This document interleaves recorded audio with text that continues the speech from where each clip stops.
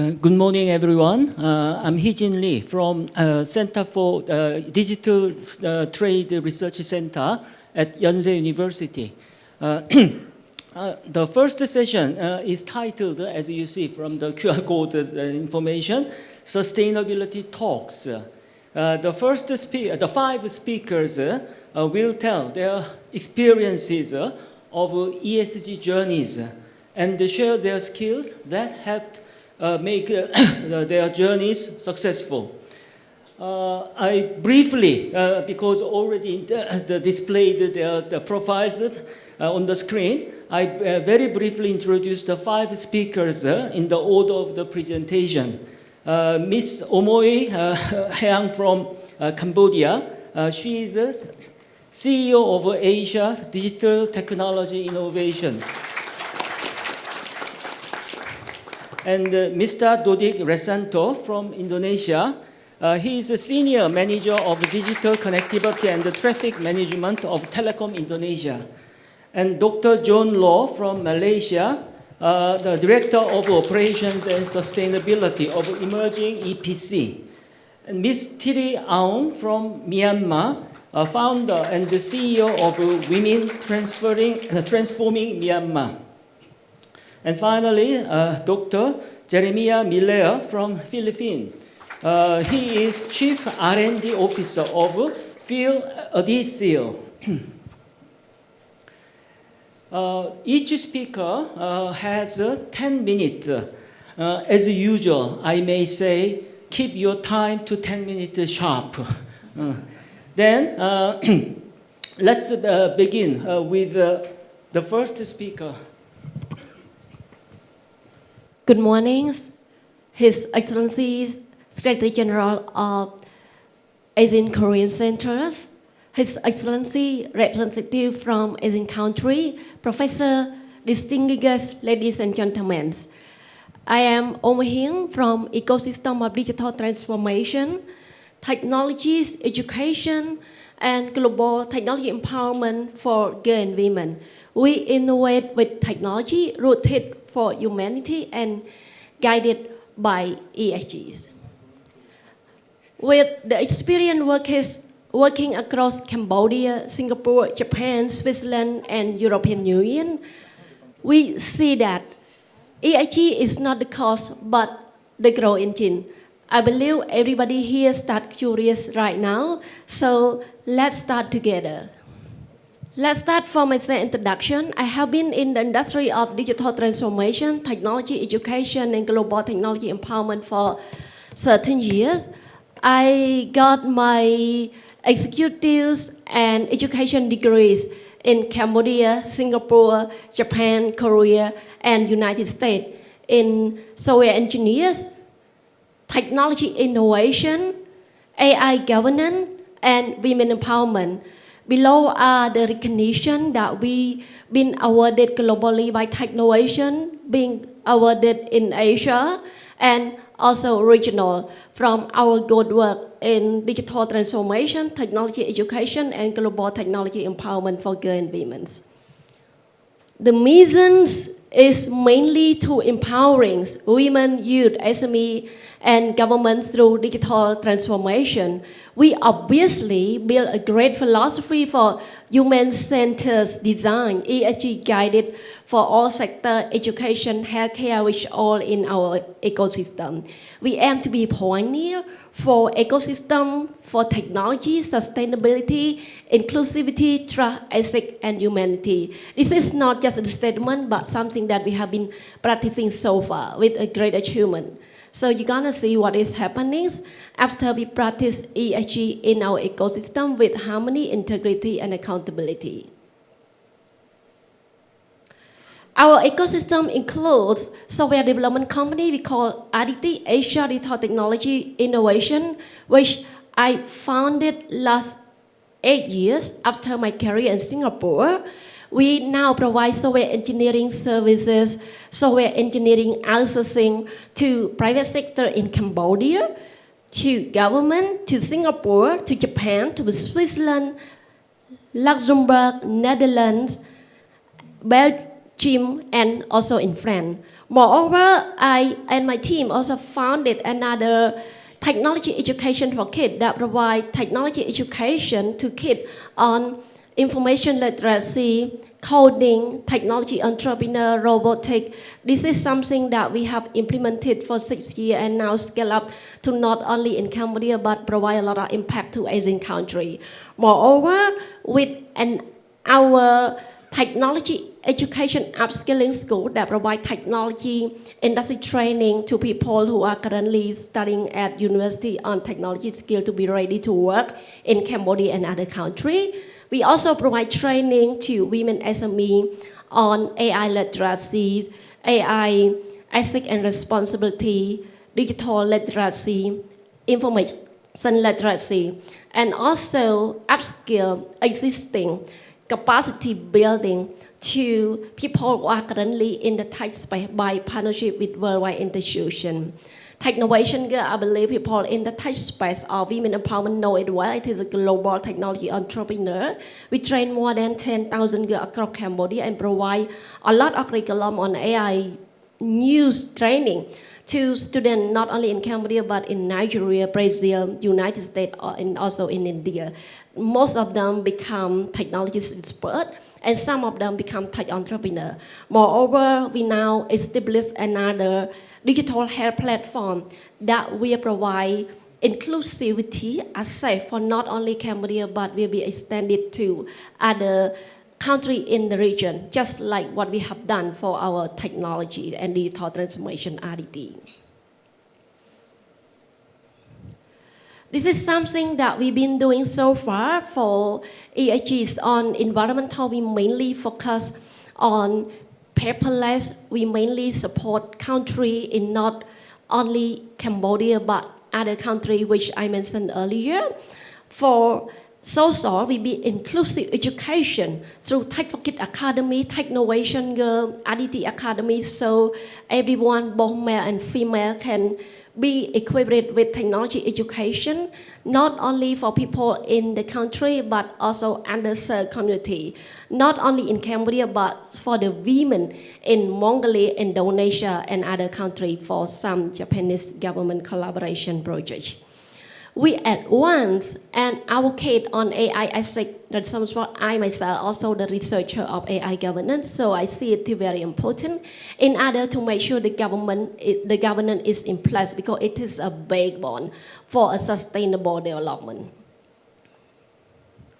This is a core principle. I believe everybody know about environmental that we need paperless, we need a good social inclusivity on digital transformation and make sure everyone are not left behind.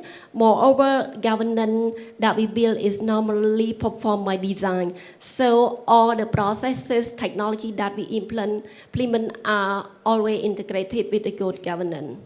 This is the reason why we adopt EIG because it motivates us. We always put human as a center. It really and provide us a lot of numerous value. The journey we normally started with a very small community and then grow to the region and now get a global partnership. So this is very important for us to start everything from ourselves. We also move it step by step from Cambodia to ASEAN, which is now we also integrate and also contribute to a lot of governance process, especially in AI governance.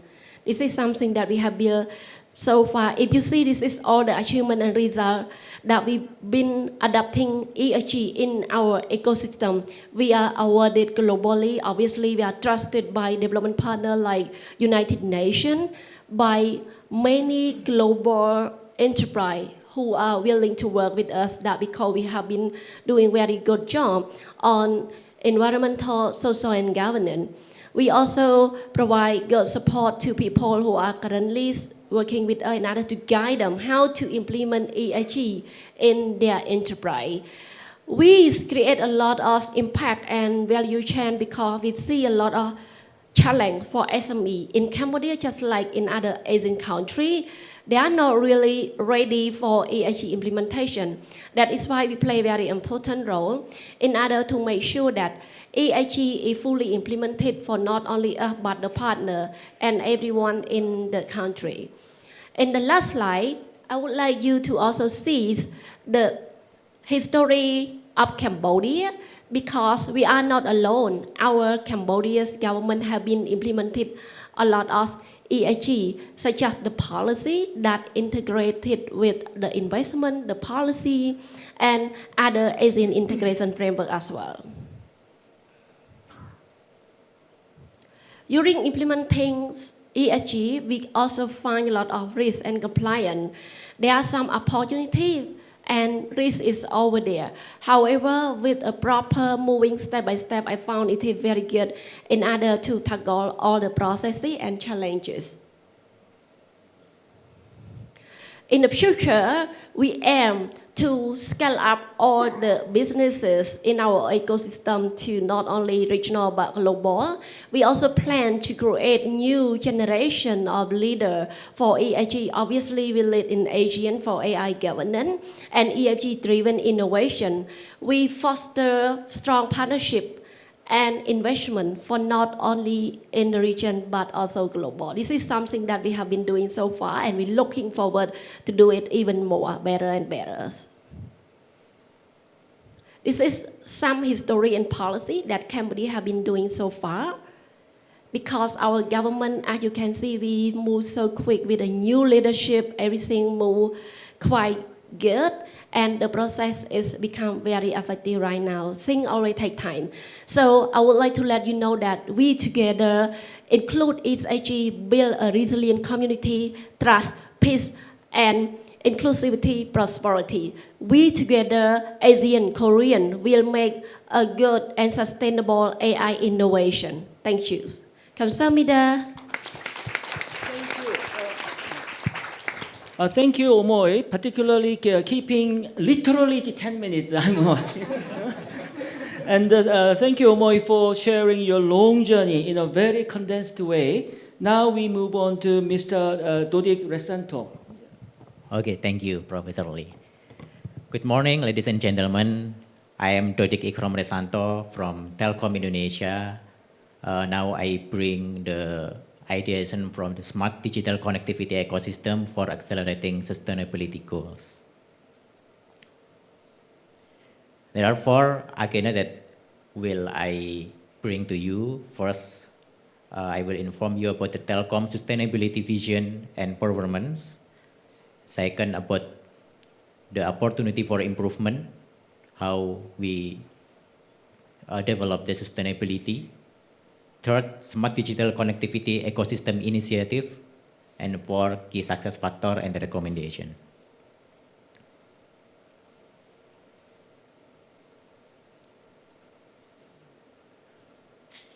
Yes.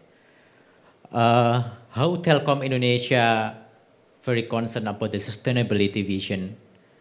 Telkom Indonesia has the target in 2030 in 3 frameworks. How we save our planet, how we empower our people, and how we elevate our business. We have a slogan, Go 0% Sustainability Action by Telkom Indonesia, and we are tracking the progress continuously about the initiative that will bring to sustainability goals.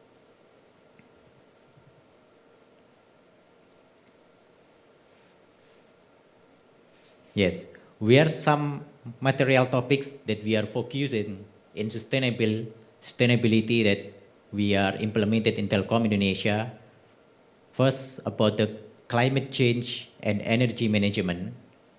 The target in 2030, we have to reduce until 20% in greenhouse gases emission. The progress so far, in scope 1 GHG, we already make a significant progress by 2% reduction due to the efficiency improvement in operational vehicle. But in the scope 2 GHG, we still face challenge because we have to deploy about 3,000 base transceiver stations that used much electricity. So this is still increasing. But in scope 3, we already make a good progress by decreasing about 8% because we have efficiency in our CapEx. And about the resource management, about 70% of office waste and cable waste should be diverted from landfill. This is the target in 2030. Until end of year of 2024, we already make good progress about the waste generation, and we still improve it by the innovation way how to make more effective and innovative way to manage the waste and resource in telecom Indonesia. Third, about the diversity, equity, and inclusion. This is about how we make equality in our employee, how the female employee have the significant percentage in existency and in its leadership. It's already very significant improvement.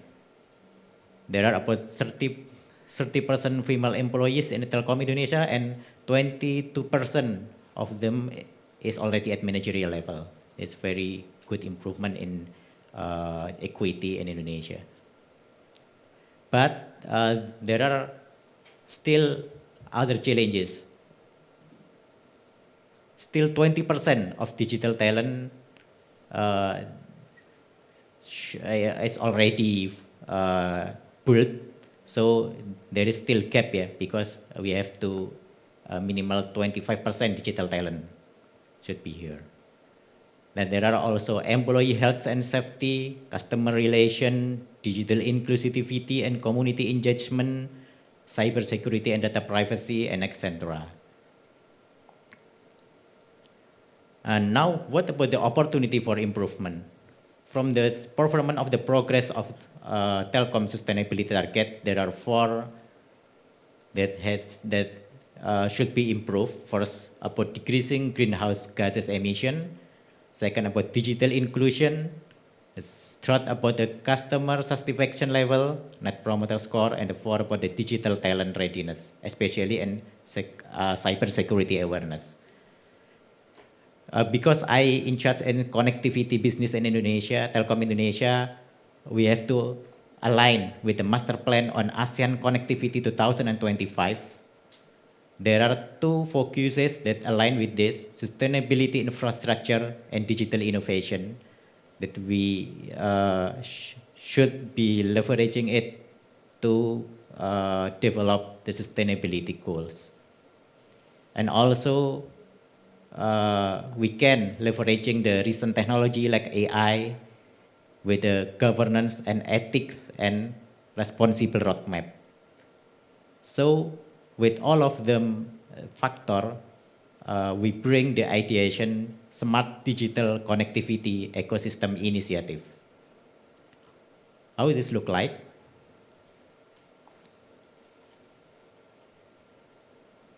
Yes, Smart Digital Connectivity Ecosystem Initiative is together orchestrate every stakeholders involved to bring the digital infrastructure more sustainable and more innovative using the recent technology like AI, cloud and virtualization, multi-edge computing, and green infrastructure also.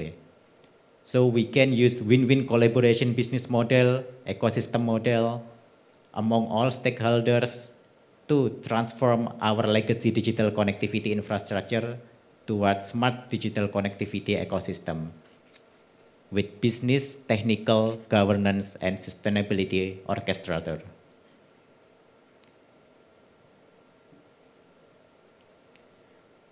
The key success factor of this initiative, we have to alignment and clarity of the vision and strategy of the implementation accountability at all levels, either in government, industry, and other related stakeholders. And then we have clear roadmap and strong executive focus on each phases with proactive engagement. And then we also build the necessary skill, finance and incentive to support the initiative, and also the win-win solution for all stakeholders contributed in ecosystem initiative. For ASEAN-Korea Center Next Forward initiative, we recommend 3 things. First, establish AI-based micro-edge computing or cloud virtualized data center in the selected cities in ASEAN where digital inclusion and affordability level is still low by leveraging Korea's expertise in AI, cybersecurity, and digital platform. And the second, integrate seamless internet exchange ASEAN and Korea to facilitate community purposes in knowledge sharing and micro, small, medium enterprise digital economic growth. And the third, design standardized guidance and structured knowledge and skill learning and sharing to boost recent technology expertise like AI, cybersecurity, cloud virtualization, edge computing, and also the most important thing, ESG awareness. Okay, this is for me from Telkom Indonesia. Telkom Indonesia is very committed about the sustainability, and we encourage all the stakeholders from the government, the community, the entity, private sector, MSME to build together our system, our ecosystem toward the sustainability with leveraging the recent technology like AI, virtualization, cybersecurity, and also ESG principles. Thank you, and don't be afraid to innovate. We have to make our world sustainable. Thank you. The 2 speakers set a model case of timekeeping. I do not intend this doesn't make any pressure to the following the speakers, but we have the time a bit.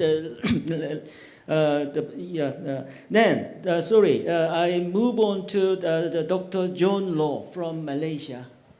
Yeah, good morning, ladies and gentlemen. I'm John Loh from Malaysia. Actually, Malaysia is the ASEAN chair for 2025. And the theme for this year in Malaysia is inclusivity and sustainability. I think it really related to today's events.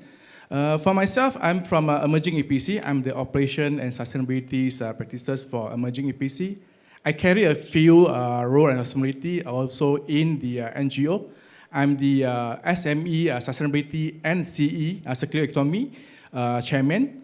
Also globally, I also the Engineering Industrial Council Sustainability Ambassador and also a member of UNGC Global Compact.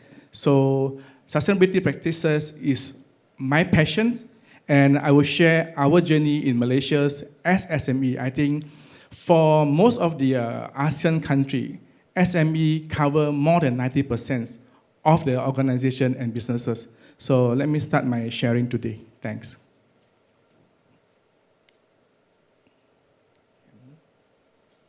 Okay, so I think everybody since 2018, 2019, then with the mega trends from Industrial 4.0, talk about technologies, and it moved forward to sustainability and ESGs.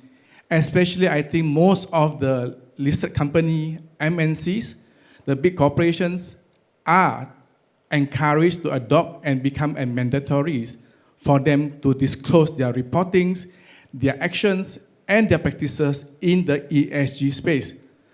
But how this will affect the small, medium enterprise?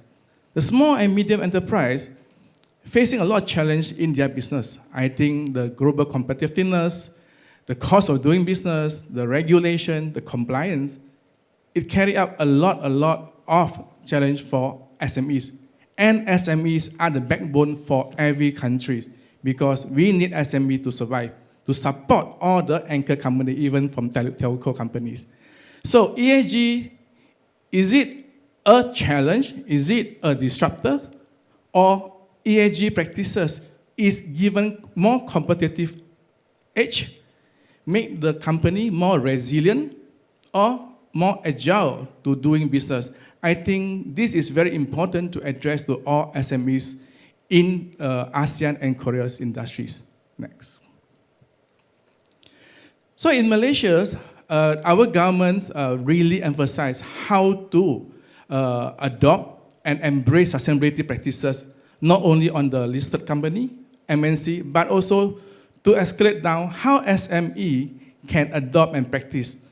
In Malaysia, we have our National Energy Transition Roadmap, the new Industrial Master Plan, and we have all the government agencies like the MITI, MIDAS, SME Corp to support SMEs to embracing and adoption of ESG practices.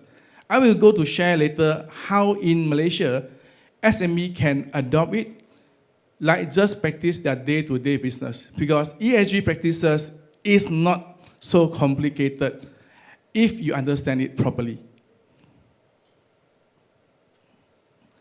So to start the journey, I think a lot of SMEs was really confused, scared, and was been sharing a lot of jargons, a lot of compliance and standard. I remember in 2022 when I start in these practices and learning about sustainability and ESG, it's about more than 600 standard and framework. Today, globally, I think it's more than 1,000. So is it make it more complicated or is it make to help the industries? Why there is so many framework and standard, which if you go in depth, most of the standard and practices or framework is almost identical and interoperable. So can we similarize it? Can we harmonize it to make it that easier for SME to adopt? Because what they need is how to practice the E, S, and G in their business. Reporting, compliance policy, leave it to the big boys. So there is a lot of push factor from the big boys, the listed co, the MNC, because all the MNC and listed company, they need to disclose their scope 3. And when they need to disclose the scope 3 and compliance for export, they are pushing down all this to SMEs. And SMEs, the small and medium enterprise, don't know what to do. As SME, most of them, they have financial constraint because to adopt sustainability practices in global platform, they think that they need to invest a lot of cost, a lot of money to do all these practices and consolidate all the data.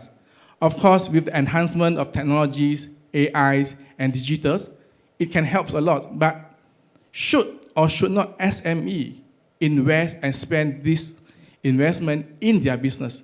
I think all the SMEs have to really carefully evaluate their value of investment and the ROI. So does this really impact them? Or should the multinational company, the big boys, anchor and support and sponsor, train the SME, and bring them on board on the ESG platform? So because end of the day, the MNC, the big company, they need SME to support. So with their financials and capability and the manpower in the listed company and the big companies, I think they can guide and handhold SMEs towards the performance and improvement. In Malaysia, actually, Alliance Bank have doing the second guidebook on a report in 2025. It shows a lot of improvement compared to their research in their report 1.0.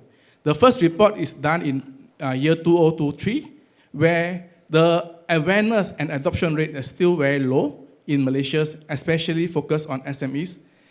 But in 2024, in the survey and research, they have seen that a lot of awareness have been improved up to 80% and adoption rate of 60%. Of course, this is not cut across all the SMEs.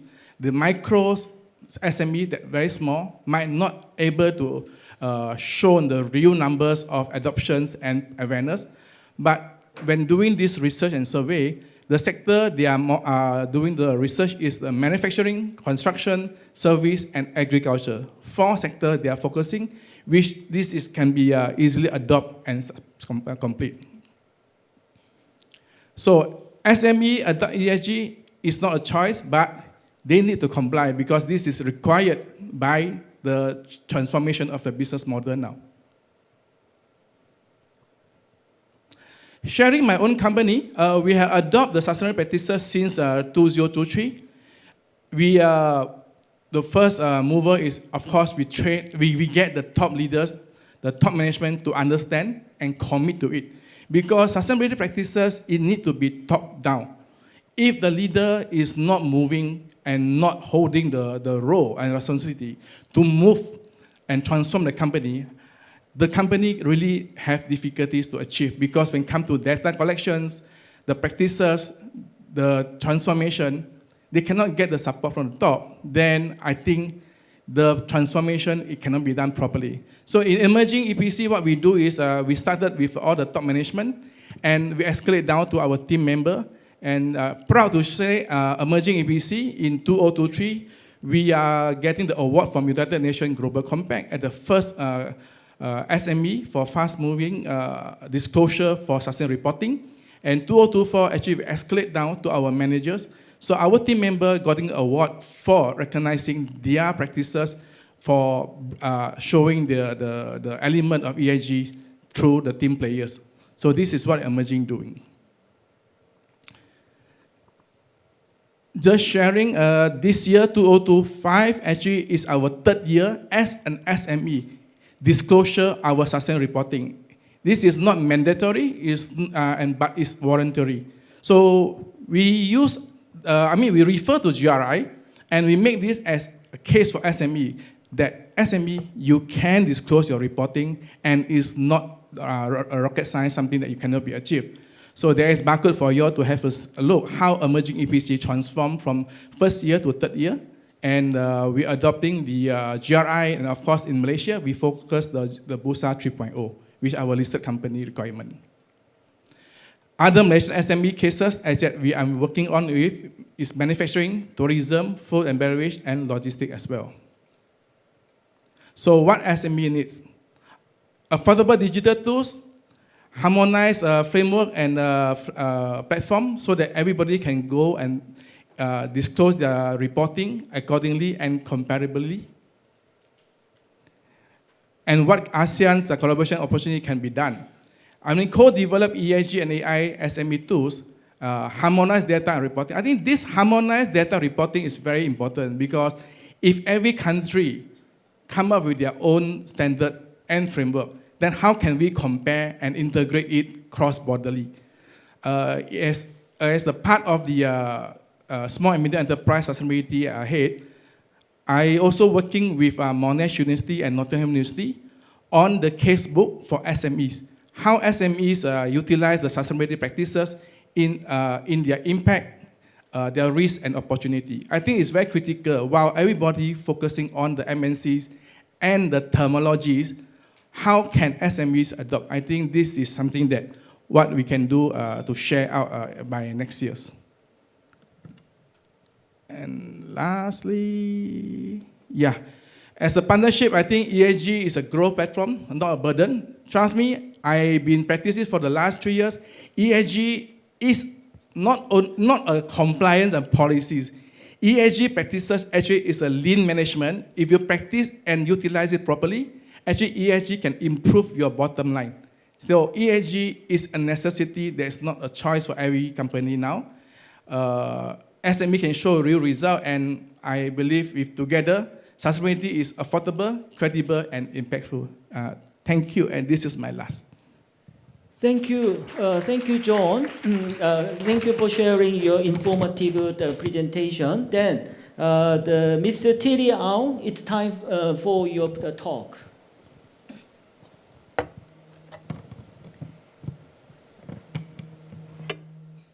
안녕하세요. Alang mai ming la wa shin. Good morning, Excellencies, distinguished guests, ladies and gentlemen. I'm so honored to be here today representing Myanmar to join such distinguished colleagues from across ASEAN and Korea. My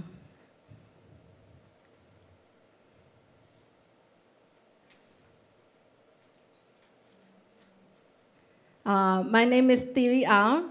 I am a CEO and founder of Women Transforming Myanmar.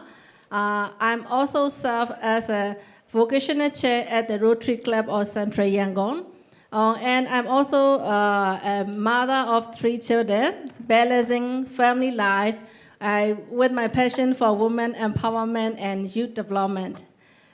Please allow me to introduce my organization, Women Transforming Myanmar.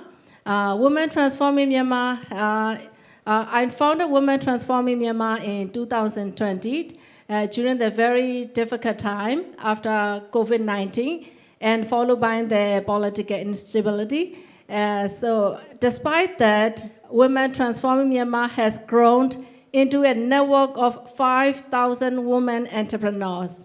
And we are providing business training, consultation service to businesses, women-led businesses across Myanmar. So today is about ESG, right?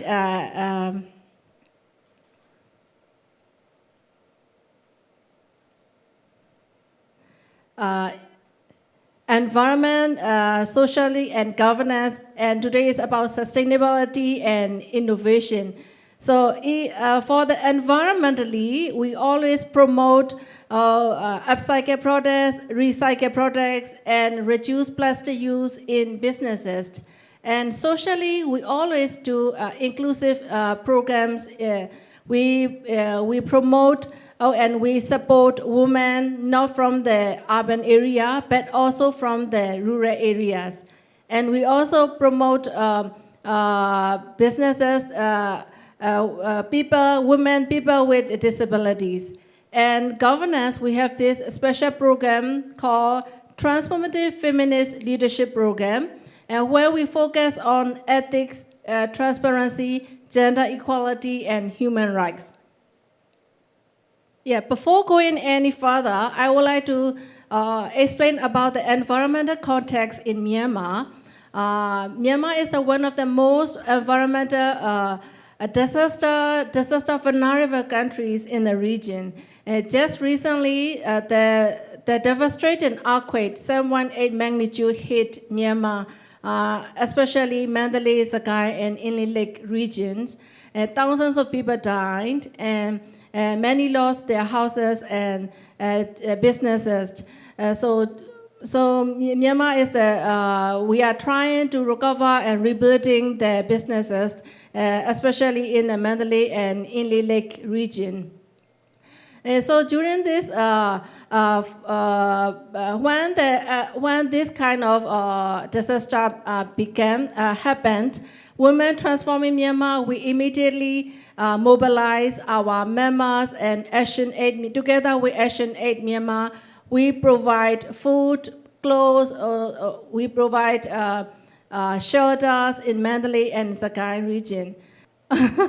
Okay, so now is the time for rebuilding and recovering and rebuilding. Women Transforming Myanmar together with the UNDP, now we are trying to provide support and business recovery grants for 100 women and in Mandalay and Inle Lake regions, and another 100 women and in 2026.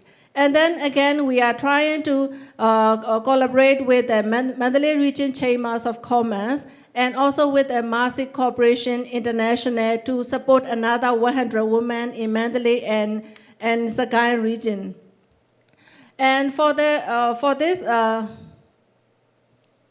And as for this socially, we always include in our programs. We always include women and women with disabilities and women from remote areas.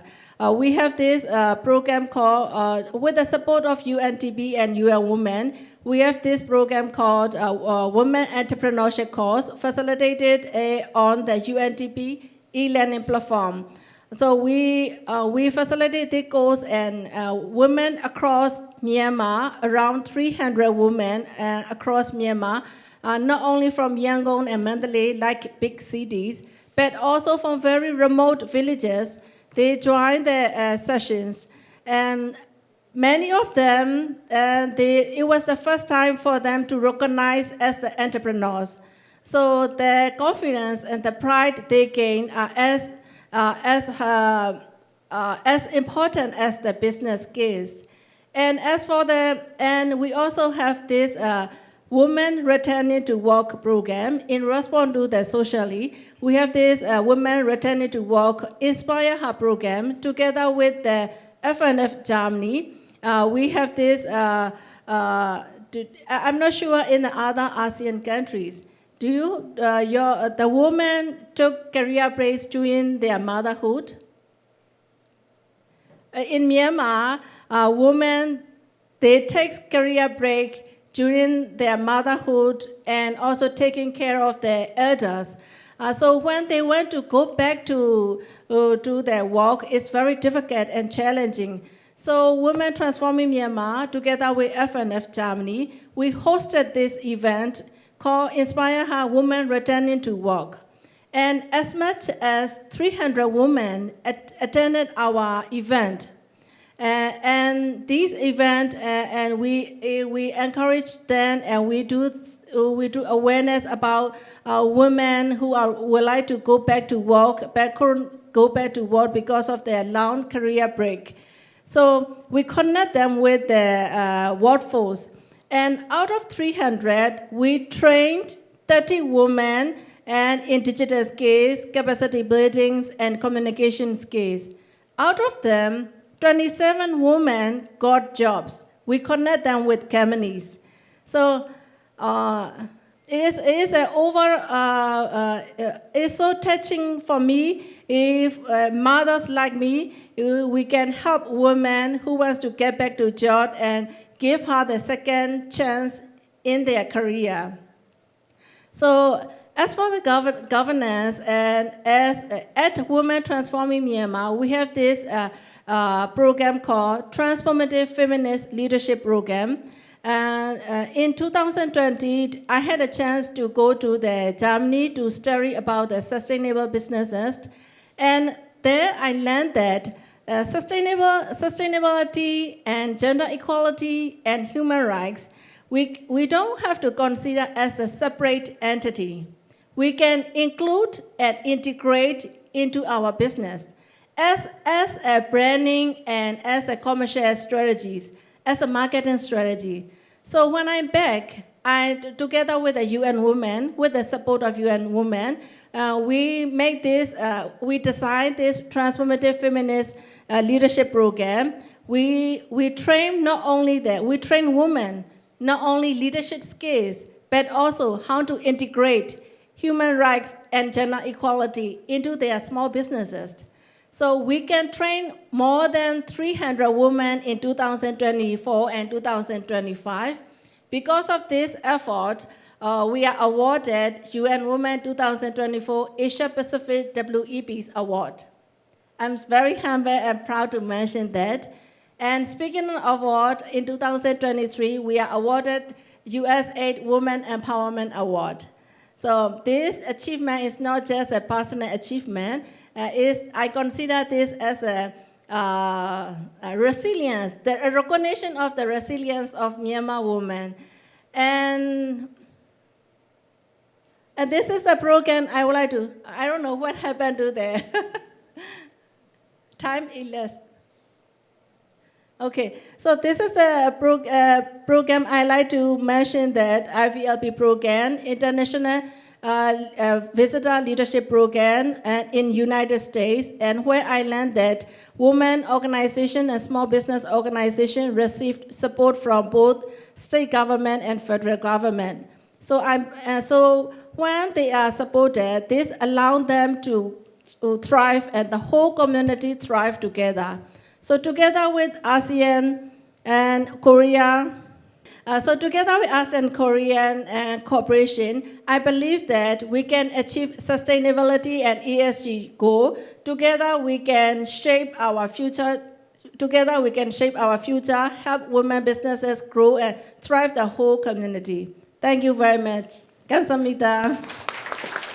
Thank you, Thiri. I really appreciate you for sharing your unique experience of leading the network of women entrepreneurship, despite some technical issues.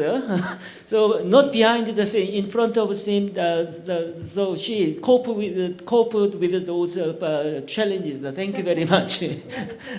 Now we have the last speaker. The Dr. Jeremiah Millare from Philippines. Okay, so good morning, everyone. I'm Jeremiah from the Philippines, Mabuhay. To all of you, I'll be sharing to you our company and our product, Pili Seal. So I'm sorry this would sound like a pitch presentation because we're just starting. We are a startup company and also because of time, all right? So yeah, let me start with this question. What if we actually have a ways that won't just fix our homes and our planes, but it could also help our planet heal, right? So that's what we're doing in Pili Adhesive Incorporated. We are a green technology startup with a vision of transforming agricultural waste into something valuable, and that is adhesives and sealants that industries can use everywhere, while also promoting circular economy and protection to the environment. And I'm not doing this alone because our team brings together experts in sustainability, engineering, manufacturing, and material science. So I'm also a professor of material science and engineering at Mapua University in the Philippines, while also serving as the Chief Research Development Officer for the Pili Adhesive Incorporated. So the mix of this research and real-world industry work is one of the things that fuels our innovation. All right. So why do we focus on sealants and adhesives? Well, because behind the scenes, we know that these are the ones that hold together things that are important to us, right? But they come with a cost. Because they're expensive, they're very hard to dispose of, and they're also harmful to health and the environment. That's why we created, that's why we created Pili Seal. So the clicker, we created the Pili Seal. This is the first of its kind in the Philippines and the fastest patent ever granted in the country, now protected internationally. It is also recognized by Boeing and Airbus for aviation and has certification for defense use and also meets international standards for construction. And here's the kicker. It's a 2-in-1 hybrid. It doesn't just serve as a sealant, it also has the capability of being an adhesive. So our product doesn't just work, it performs. Because it cures for 30 seconds, it could withstand 350 degrees Celsius temperature, its adhesive strength, 50 megapascal. Imagine 1,000 elephants just focus on one single point. It lasts for 10 years, it's non-toxic, and its leftovers, it can be used as safe fertilizers for farmers so they can produce or plant more pili trees. And this is something that is just being discarded by people. Every year, about 200 kilograms of agricultural waste are produced in the Philippines just by the pili tree resin alone. So essentially, we take what the perfume industry discards and we give it value. So our company,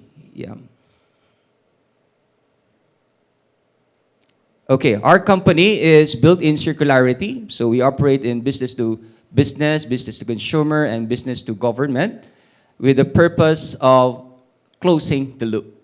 We recycle packages. We can even give incentivization for our customers to return our cartridges. And again, we can provide safe fertilizers to farmers. So in effect, we have what? Less waste, more efficiency, and stronger local community. So aside from upcycling and recycling materials, we have simplified our production by not using any solvent. And by calculation, we can actually reduce the carbon emission to about 40%. So with every stage, we want zero waste, right? So this is not just a theory because this year we have secured our first government project with the Department of National Defense. We're supplying bullet adhesives to them. So come to imagine sustainable materials protecting lives, right? For defense sector. And we're aligned with something much bigger because we're touching 9 of the 17 UN Sustainable Development Goals with 20 specific targets. At the heart of this all is the 4 pillars. We have the environmental impact, protecting the planet. We have, of course, the health impact, protecting the people, social impact, uplifting the communities, and also economic impact, showing that profit and purpose can go hand in hand. So let's go on the road ahead and see the opportunities and challenges in ESG. This would improve further with the presentations of my colleagues here. First, on raw materials. Yes, we convert waste into something that is valuable, but it's actually a challenge for us to maintain the farmers to be our consistent partners so that we don't run out of supply. In manufacturing, yes, we have this safe formulation and we have solvent-free formulation, but the challenge could be keeping the costs lower still, even with compliance with global certifications. Third is on packaging, because yes, we recycle and refurbish cartridges, but the challenge is logistics. How do you collect and return these cartridges across regions? And fourth is customers, because the opportunity is we can get the product residuals from the return cartridges and convert it to safe fertilizers, but how do we convince them? How do we teach them to adopt reuse practices, right? So those are the challenges, and we have identified some of those as risks. First is the supply chain risk. In order to solve that challenge, which could eventually become a risk, we, again, can supply safe fertilizer to our farmers and see how much can be converted into, planting more pili trees. Next is regulatory and compliance risk. Again, we can battle this risk by staying ahead. We can have early certification, and maybe we can learn more about the presentation of Sir Jan earlier. So, maybe we can also provide some foresight teams to check if there are new rules that are to be imposed by the ESG institutions. So for market acceptance risk, because some don't still believe that, green solutions, they believe that they cost more and perform less. But in our case, it's actually the opposite. So we just have to prove that we have dual performance, we have cost savings, and again, we have 40% less carbon emission. Okay, so for this all, here are the drivers for our success. So if we have regulation risk, we also have regulation driver for success, because as we know, government is now pushing hard, like this one, right? Government is pushing hard for green policies. So it's good news for us because we're already aligned. Second is technology. Aside from the green technology that we already have, the green chemistry would actually enable us to become faster when it comes to recycling and on the life cycle analysis of our product, because they're easier to be sorted, right, to be processed without any harmful components from it. And of course, if we have market risk, we also have market demand, market driver for success, because still many want sustainable materials. And we know that investors want companies that are ESG aligned, right? And still many consumers still want performance without guilt. So, yep, let's continue to ideate, innovate, and initiate. Hashtag Pilipinas, peeling the gaps, one seal at a time. So that's my presentation. Thank you so much. I'm sorry the clicker is not working too well. Thank you so much. Thank you, Jeremiah. We have listened to 5 talks. Although all of us pursue ESG, we saw varieties not only from countries, but also from the type of organizations they represent. So for the SMEs and the startups and the big company like Telecom Indonesia and the network of leaders. So they have all achieved success in practicing ESG while addressing challenges. I have prepared a couple of questions, but for time saving, I integrate them into one. What challenges have you met on the road to reaching the current level of achievement, first of all? And then how did you address them? Particularly when you responded to my questions, are there any the approaches, the way, for example, the way you organized your teams and overcame resistances, any innovation face up with resistance, and how you designed your programs. So some of you already in your presentations implied challenges and how you overcome those. But for audiences, take-home lessons, please share your recipe in a condensed form, please. You can respond in any order. Sherry? Yeah. Thank you so much, Professor. Would you like us to respond these 2 questions at the same time or go one by one? One at the same time. Yeah. At the same time. Well, so first let me start with challenges. There are 3 important challenges I would like to share. Cambodia is quite similar with other Asian countries. One of the first challenges is readiness of ESG for individual, company, corporate, and the policy itself.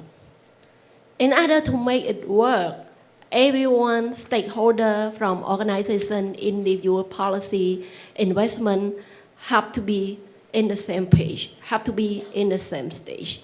So being readiness is very important.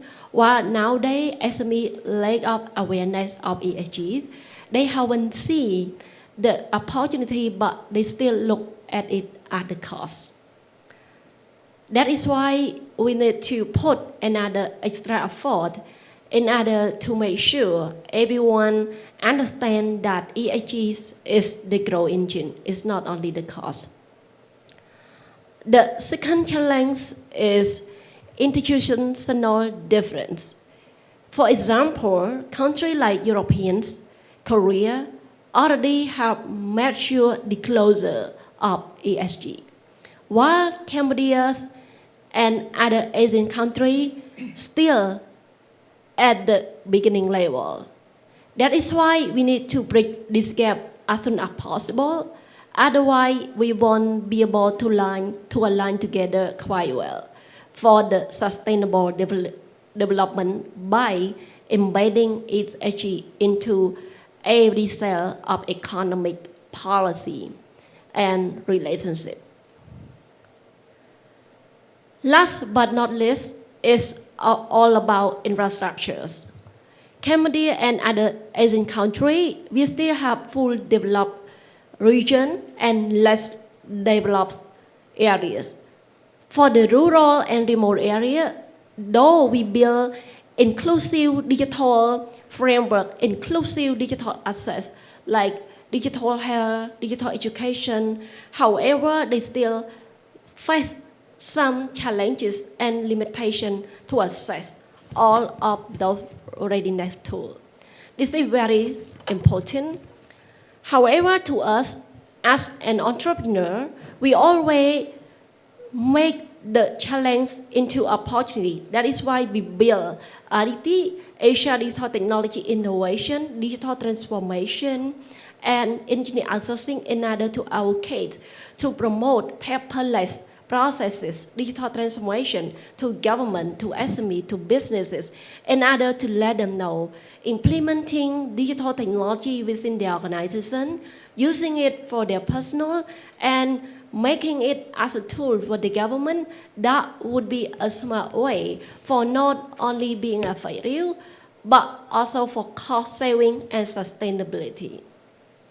For ADITI Academy, our technology upskilling school, we partner with global institutions like World Intellectual Property, WIPO, one of the United Nations agency, in order to implement IP and techpreneur program to our case, to let the girl to understand why social governance play a very important role and how themselves can create solution in order to tackle those issues and make the solution become stable and become later on entrepreneur with a full IP protection.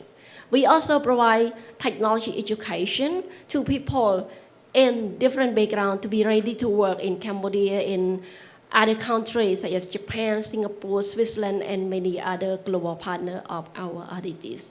Moreover, we educate people to start use AI ethically and responsibly. It is a part of AI governance because governance play critical role as the backbone for sustainability. Without proper governance, without proper monitoring, the solution won't be sustained. This is something critical for us. On the other hand, our ADITI Academy also work together with Tech for Kids Academy to provide technology education for kids, for not only in Cambodia, but also across the region. Technovation Girl, as you can see, we build a program for the girl and for everyone in the space. So to us, I believe people like us, every business, people who are born in challenging situation always develop into sympathy, into compassion and resilience. So EHG to us is not a barrier.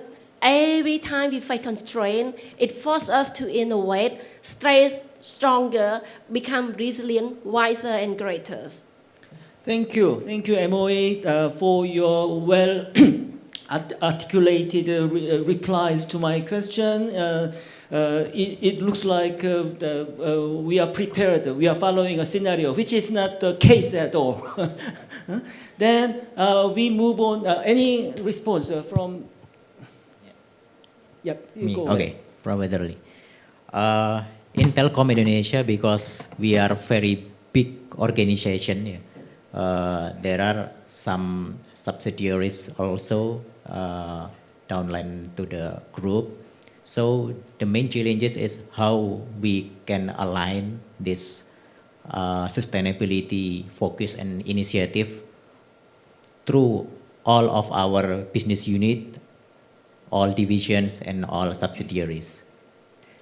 And the second is about because Indonesia is geographical diverse and the digital infrastructure is already not balanced between the west and the east.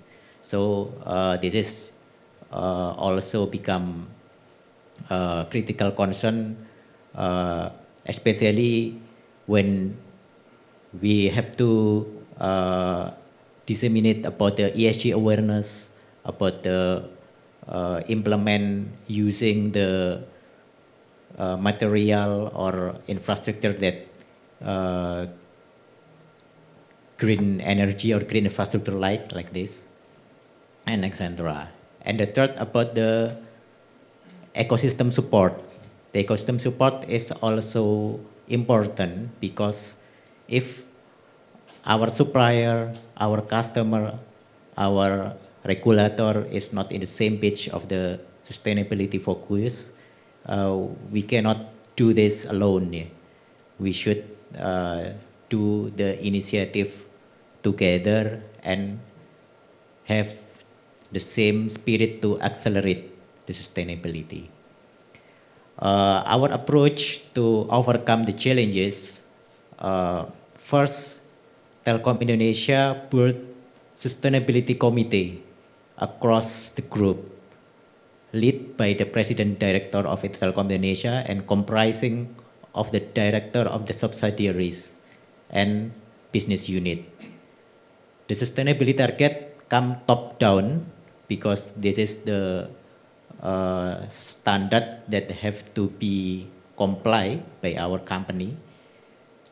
We also set the strict and measurable goals 2030. There are specific quantitative target that have to be achieved by all of our entities, business unit and subsidiaries.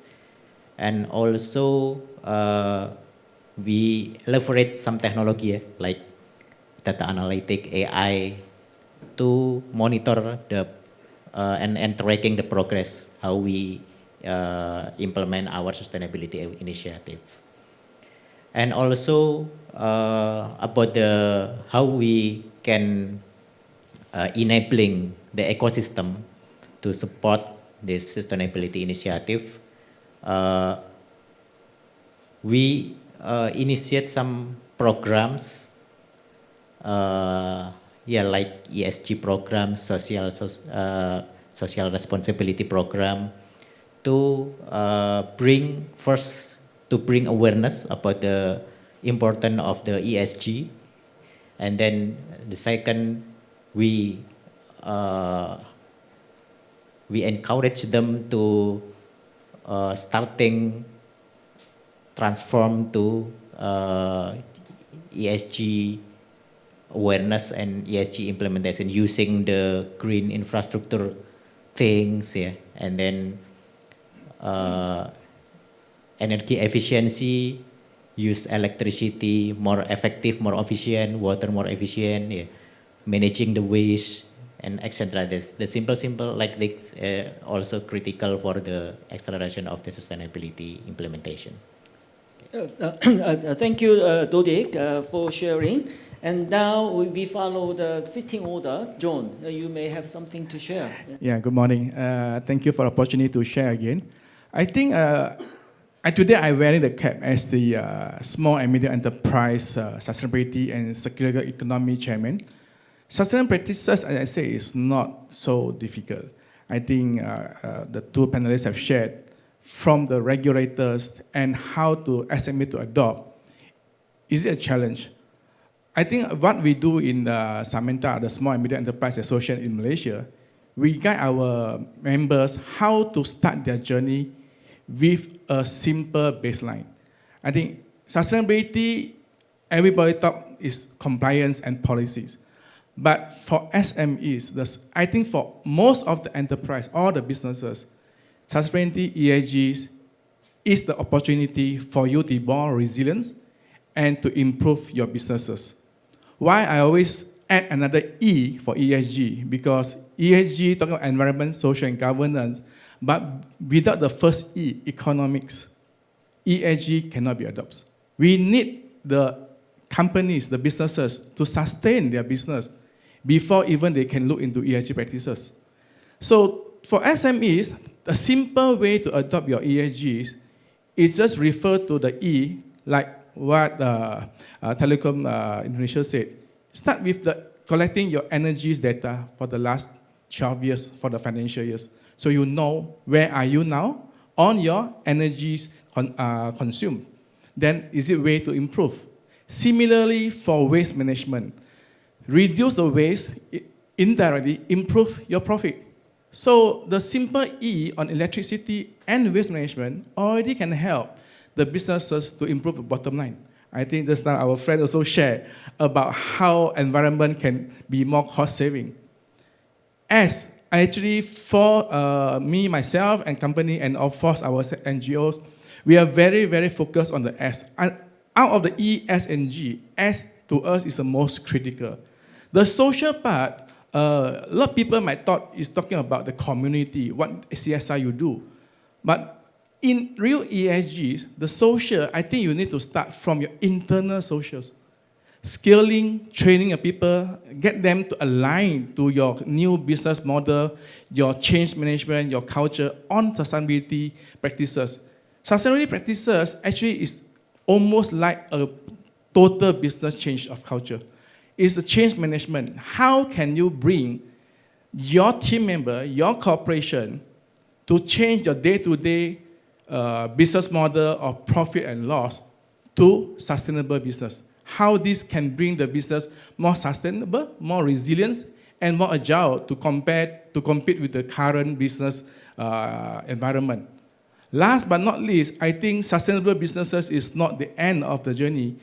In Malaysia, an example like emerging APC, we are moving towards responsible business model. From P&L, profit and loss, to sustainable business, to responsible. The responsible businesses, it can really impact the whole company because you're putting a lot of value inside the internal skill, reskills, and of course, technology improvement. Example from our own company, we are an engineering company.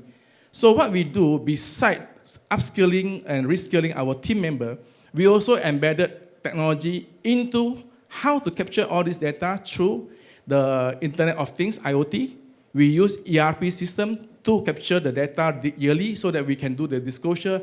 And we also enhance our manufacturing system with the solar system, renewable energy, and others. Today, when we share our product in the market, when we compete in the same industry, we are not only compete on the price, but we're sharing to them that by using the equipment or product from our company, the product that we develop is emission 40% less CO2 compared to others because our plant, we have covered by about 40% of renewable energy.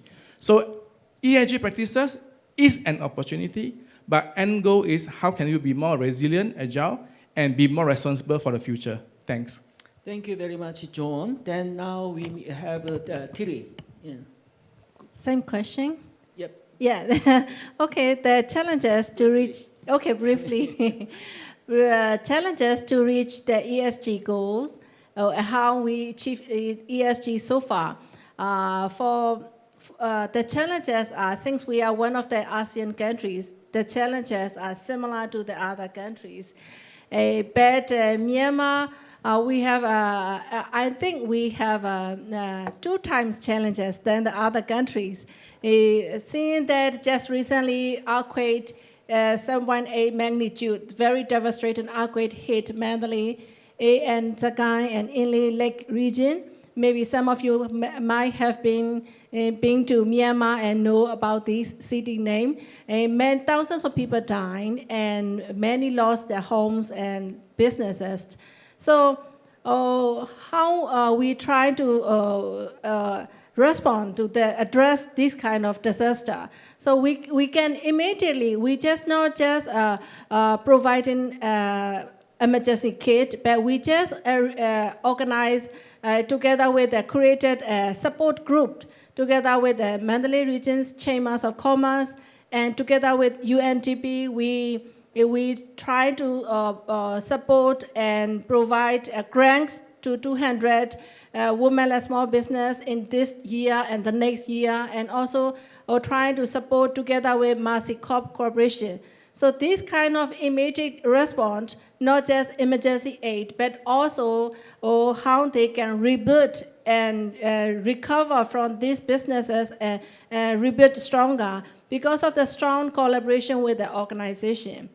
And the same to the social, we try to socially, how we try to reach this ESG goal is, and how we address the challenges is, we have to empathize the needs of the women in our community. Like women took career break and they want to go back. So we created this, we hosted this event together with UN Women and together with a German organization. And we created this event and trying to connect these women with the families, with their workforce, and we even train them.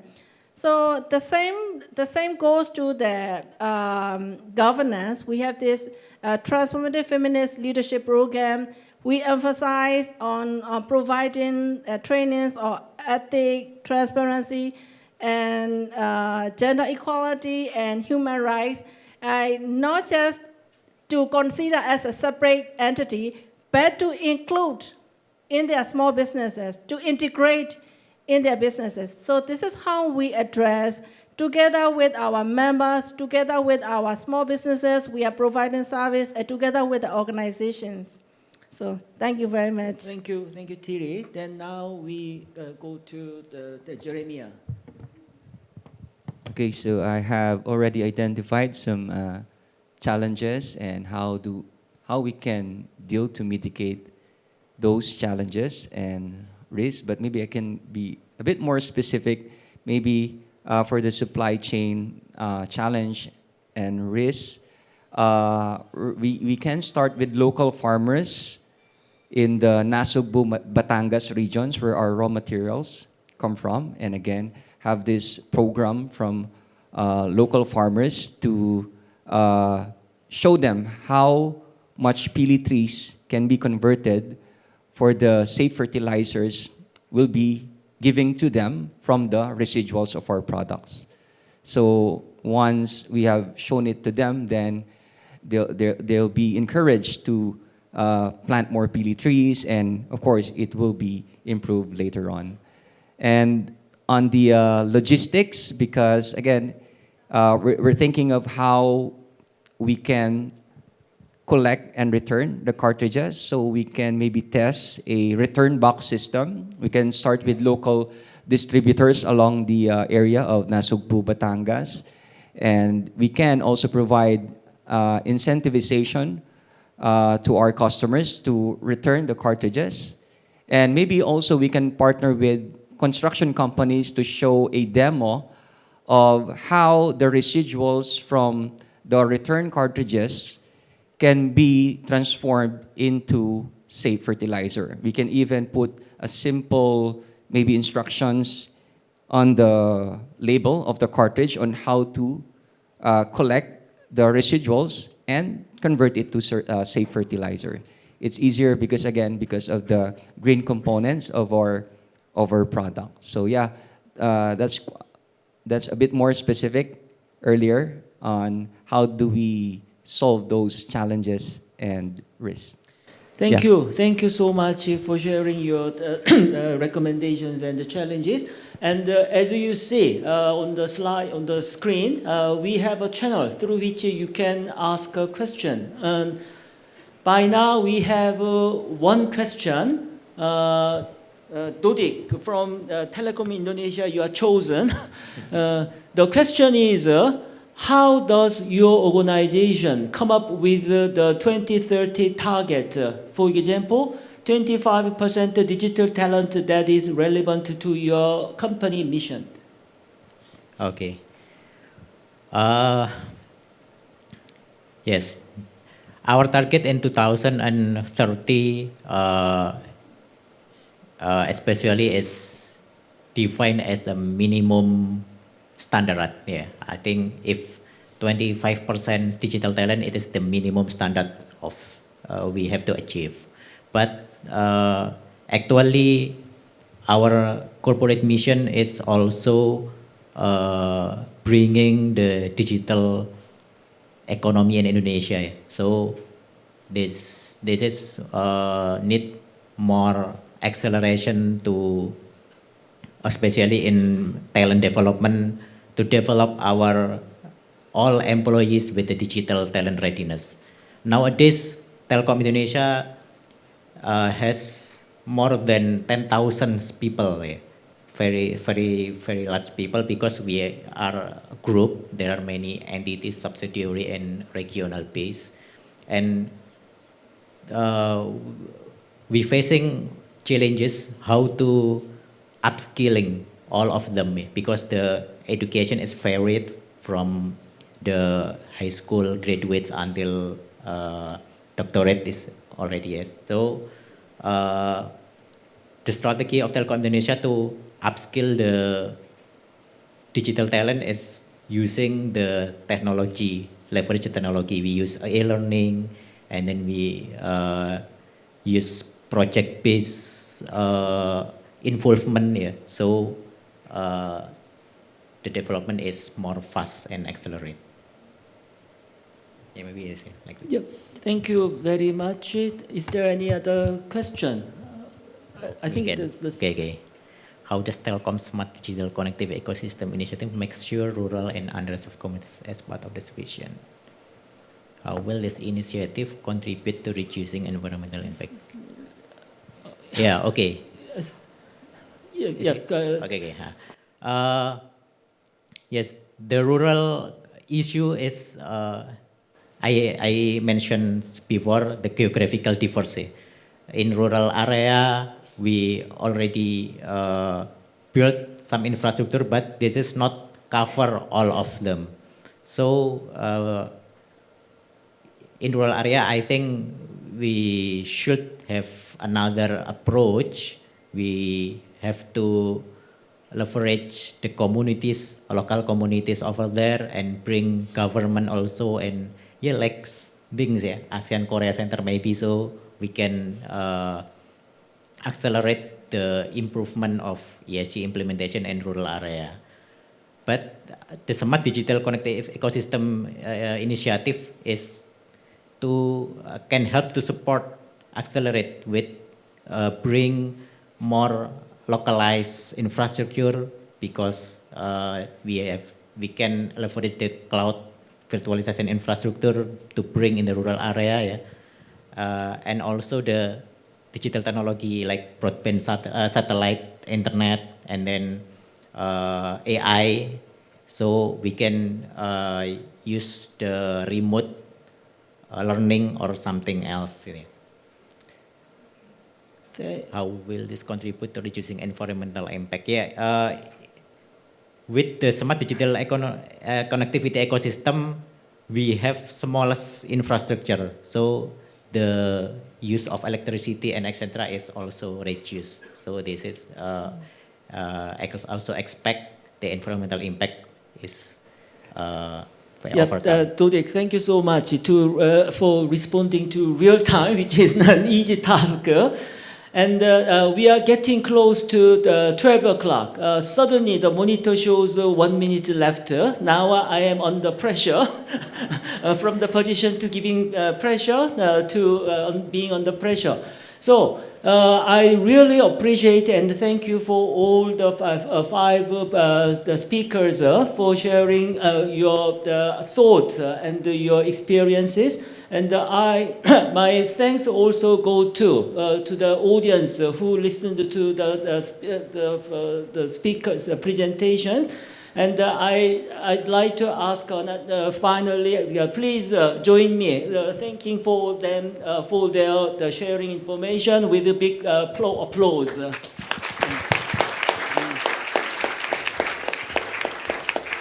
Thank you very much. That's the end of our session.